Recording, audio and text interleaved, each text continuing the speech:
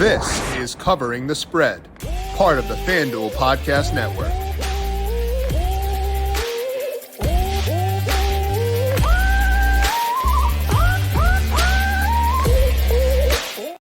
We have got 4 more playoff games across the NBA and the NHL playoffs for tonight. And we're going to break those down once again by talking to Tom Vecchio for the second consecutive day, getting his read on all 4 games and where you can find value over at FanDuel Sportsbook. This is Covering the Spread right here on the FanDuel Podcast Network and FanDuel Research. My name is Jim Sonis. I am a managing editor of digital media for FanDuel Research, joined here as mentioned by Tom Vecchio. Find Tom on Twitter at Tom_Vecchio1.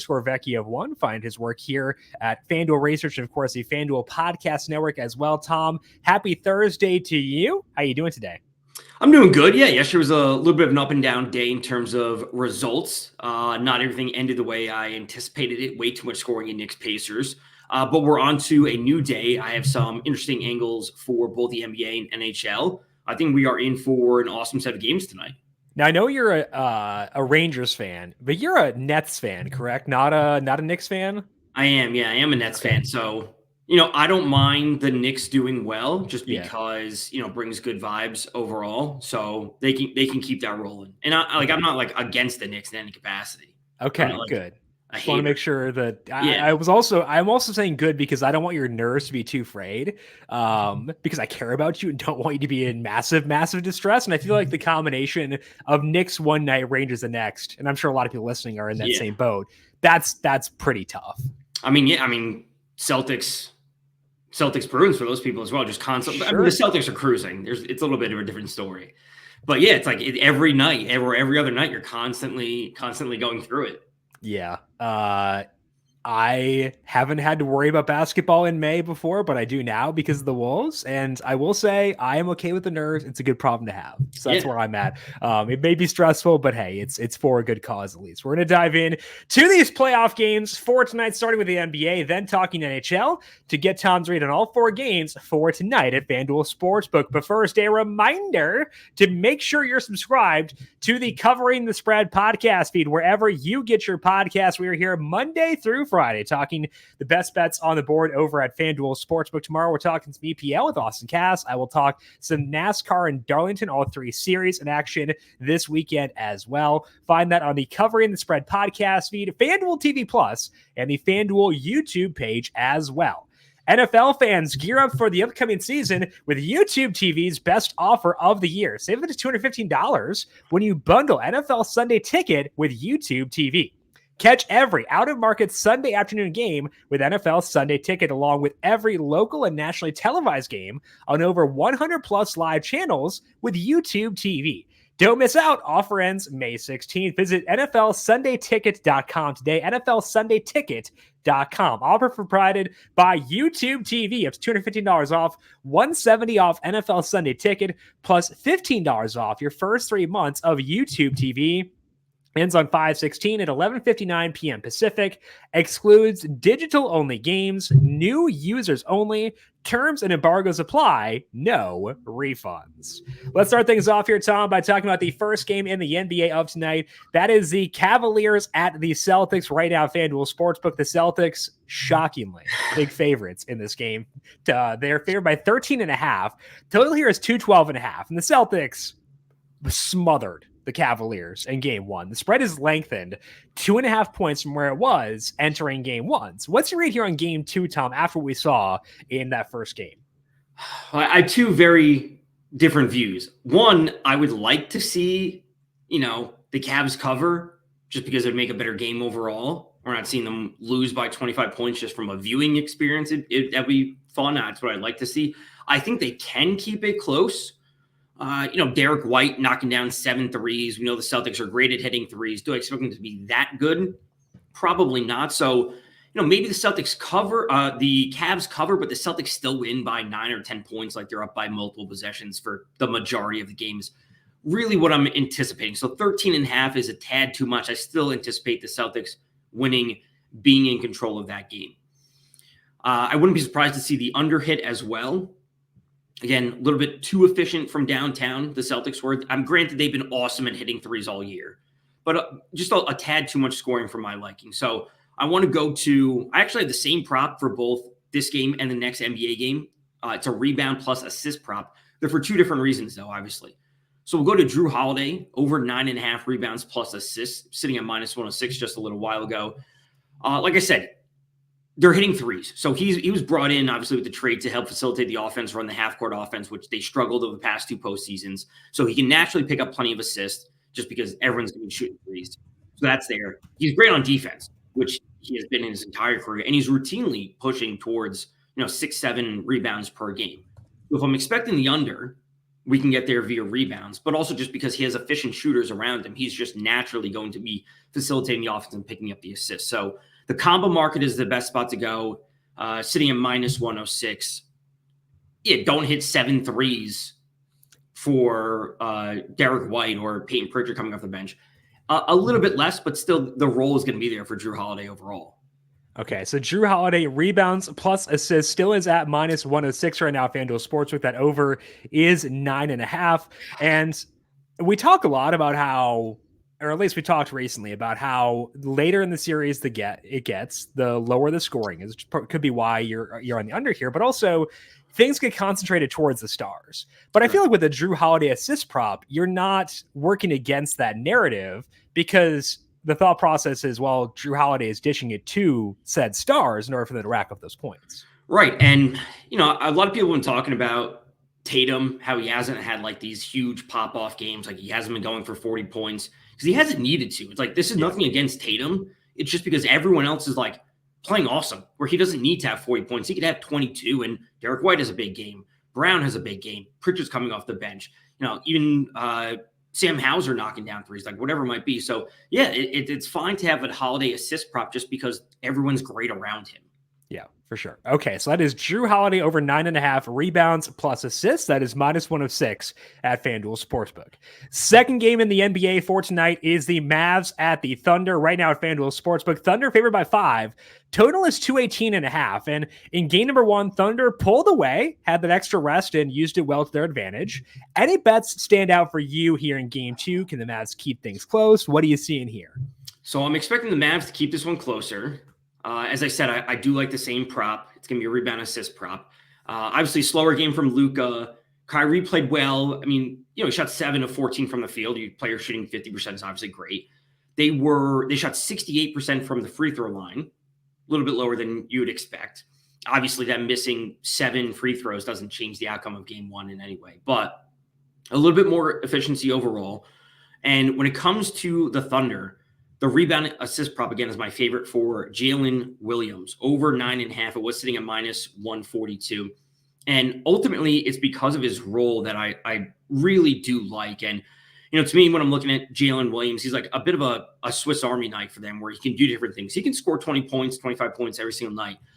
But we saw Lou Dort and Chet Holmgren get into a little bit of foul trouble in game 1. I was not surprised. Lou Dort, great on defense, but he's guarding Luka, so he's just naturally going to be in a spot to get more fouls. And we saw Jalen Williams step up rebounds, not only in game 1, but also in the first series versus the Pelicans, where he had 3 games with 7, 8, 9 rebounds. And because, again, there's also solid shooters around him, he's going to naturally pick up 3-4 assists per game. So if the fouls continue to happen for Williams and Chet Holmgren, for Lou Dort and Chet Holmgren, Williams is going to have to do more when it comes to rebounding, as he's just been doing all season. So I like Holiday just because he's so good on defense and facilitating the offense, and I like Williams just because he can fill the gaps when players maybe aren't on the court just because of game circumstances for the Thunder. It's like you said, 2 very different routes to the same prop bet between Holiday and Jalen Williams. Jalen Williams over 9.5 rebounds plus assists, minus 142 at FanDuel Sportsbook for today. Minus 142, a hefty price, but it sounds like based on that like baseline, the floor for rebounding for Williams, it sounds like that floor there is so high. That's why you're okay laying some pretty heavy juice here. Yeah, I mean, you tell me a player that has where he needs to get to 10 on a combined prop and can get there 80% of the way on just one of the stats. Sign me up for that. Alrighty. So that's Jalen Williams over 9.5 rebounds plus assists, minus 142. The other one was Drew Holiday over 9.5 rebounds plus assists, minus 106. Overall thoughts on this series, Tom? Mavs, Thunder, again, Thunder well rested, played well in game 1. Seems like people are treating it as a borderline inevitability that they advance in this series. Are you willing to go that far? Because it seems like, I don't know. Are we counting out Luka a bit too early? What are your thoughts on this overall series here? My thoughts would be if the Mavs don't win tonight, this series doesn't go more than 5 games. Okay. So they have to win tonight, and then they can hopefully trade back and forth to push it to 6. The Thunder are the better team, and if they pull away tonight, I don't want to say a sweep because I think the Mavs will win one at home, but it'll probably be over in 5 if that's the case. Okay. Well, they got to beat up on each other to help the Wolves have a rest advantage for the conference finals. If they were to make it there, it's Minnesota sports. You can never assume that, but let's go Mavs to extend this series. Here we go, Tom. It's time to talk about the Rangers versus the Canes for tonight, game number 3 in this series. And right now at FanDuel Sportsbook, because this series shifts back down to the Carolinas. Hurricanes are minus 172 on the money line. Your Rangers are plus 142. Total in this game is at 5.5. Rangers, obviously the emotional win in game number 2. But as you mentioned in yesterday's show, a lot of shots for the Canes in that game. So what's your read as the series heads down to the Carolinas? My read is, a lot of the underlying metrics, I think are proving to be right. But again, as I mentioned yesterday briefly at the very beginning, some of those metrics don't always matter. When, I mentioned the Dodgers and the Braves, like, it doesn't matter how good the roster is, how good you are on paper, like, it has to show up. So some of the numbers from game 2 are obviously skewed because they went to double overtime. So if we look at just regulation, the Canes had 85 total shot attempts compared to the Rangers at 73 and 42 total shots in goal compared to 29. So the underlying metrics of the Canes being this very aggressive offensive team remain true just through regulation. Now, obviously that extended into double overtime, as you would assume. Ultimately, the Canes struggling on both the penalty kill and the power play are what's causing them to fall behind. In 5v5, they obviously look very strong, but if Igor Shesterkin in net for the Rangers is going to be so strong. It doesn't matter how good they are. If they're not going to be converting on the power play, things don't matter at a certain point. So, and I will preface this, or I should preface this by saying, over the last few seasons, the Canes have been horrible on the road and awesome at home. It's like just very, very drastic. So to see them bounce back with a win wouldn't surprise anyone. So if we want to keep with these underlying metrics and turn to Marty Necas, over 2.5 shots, staying at minus 125. He had 3 shots on goal in game 2 with 5 extra shots that did not hit the net. So 8 total attempts, 3 on net. Yes, this game went to double overtime. We have to take that into account. But he averaged 3 shots on goal per game in the regular season. Although he's on the third forward line and the second power play, which isn't the ideal offensive role, when we look to him on the third forward line, he's alongside Jack Drury and Jordan Martinhook, and he's the primary shooter on that line. So although his role is slightly diminished offensively, he's the actual best offensive player on that line. So it should put him in a good spot. That Necas shot prop right now at FanDuel Sportsbook, the over is minus 128. So a slight shift from where it was at minus 125. I'm assuming that the minus 128 is still okay by you? Yeah. I know that perfectly fine. I know there's a very long-winded answer in terms of like what I needed to say, but like the Canes are playing well, but ultimately they're still not getting the results. And whether or not that like flips and the regression starts to hit is yet to be determined, because if they continue to play this well, they can eventually break through. Like that's what you would hope if you're a Canes fan.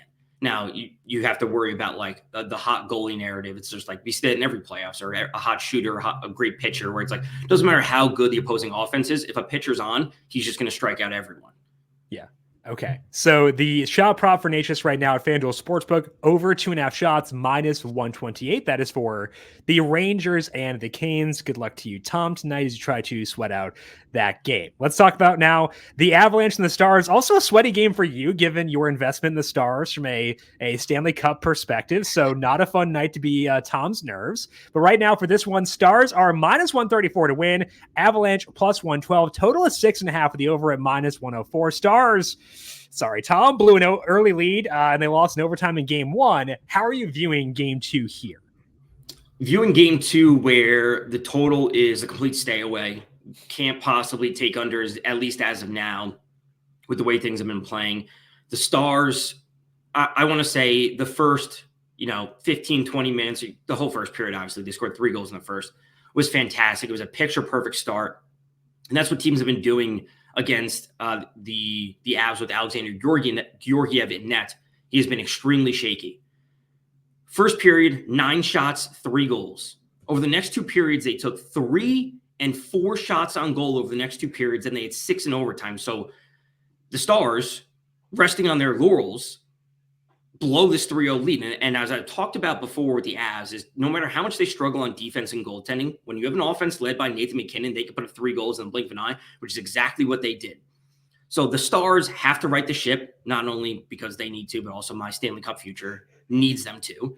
And they can't sit back and just go to the shell defense. They can't sit back and say, oh, we have a 3-0 lead. We'll just kind of weather the storm. Like if you do that, the Avs are just going to continue to pour in this offensive pressure. So they have to step up the shot volume. They can't end with 7 shots on goal over 40 minutes. That's insanely low. So Tyler Seguin, over 2.5 shots on goal, sitting at plus 125. He's been over this mark in 7 of the 8 games of this playoff run that they've been on.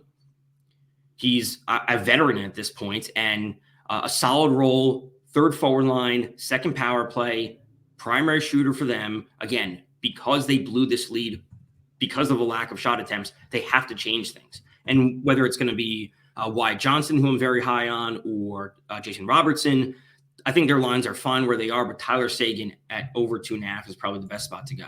Okay, so buying into a different approach from the Stars in this game because I would hope so.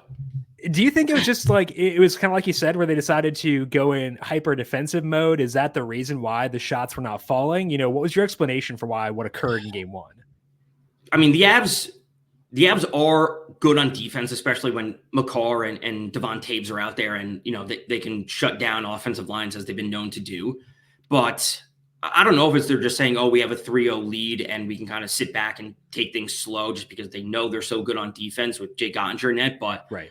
I would have to dig into more of like whether shot attempts there were just a super high block count for the Avs. Were they just not taking the shot attempts? Was it the penalties? So they just didn't have puck possession, those kind of things. Yeah. So there's probably some nuance to it, which will probably develop as the series goes on. Alrighty. So the NHL bets for tonight for Tom: Tyler Seguin over 2.5 shots, plus 125 at FanDuel Sportsbook, and Natchez over 2.5 shots, minus 128 as well. That is for the Rangers versus Hurricanes game. That is all that we have here for today on Covering the Spread. Tom, want to give a big thank you once again to you for swinging by both yesterday and today. Good luck with your bets and good luck with your fandom for tonight as well. Yeah, going to be an interesting slate going from the Rangers. Honestly, I'm not too worried about it because they already have the 2-0 lead. Obviously, want to see them come away with the win, but still in a good spot. And then would love to see the Stars in my plus 1,100 future actually stay alive and not go down 0-2. Yeah, especially at home. That would be kind of tough for the Stars. So pulling for you for tonight, Tom. Enjoy and good luck. That is Tom Vecchio. Find him on Twitter at Tom_Vecchio1. I am on Twitter at Jim Sonis. You can find FanDuel Research on Twitter at FanDuel Research. Want to thank you all for tuning in for today. Good luck to you with your bets tonight as well. We'll talk to you once again tomorrow for some EPL and some NASCAR discussion. This has been Covering the Spread right here on the FanDuel Podcast Network.